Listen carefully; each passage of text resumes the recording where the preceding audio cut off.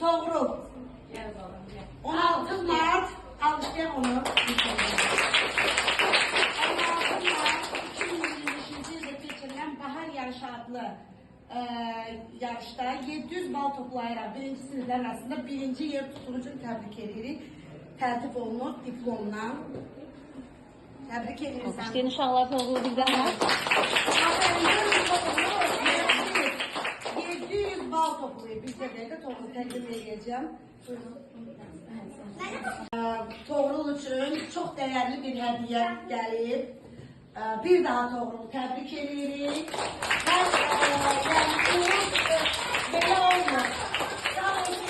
Akademiyası ki, dəyərləndirir və bu cür qiymətli hədiyyəni bizim Toğrul üçün göndərir. Təbrik edirik bir daha. Təbrik edirəm, uğurların bol olsun. Sağlıqla işlədəsən inşallah. Mənim balam. Xeyir olsun. İnşallah uğurlarının başlanğıcı olsun Toğrul balamızın və digər O şagirdlərimizin. gün olsun səni başqa nailiyyətlərdə də 700 var. Ümumiyyətlə istəyirik ki, Toğrul elə 11-in qəbulunda da biz bunu görək bundan. İnşallah, 9-da da inşallah. 11-də də. Bax, nəzarətimiz üstündədir.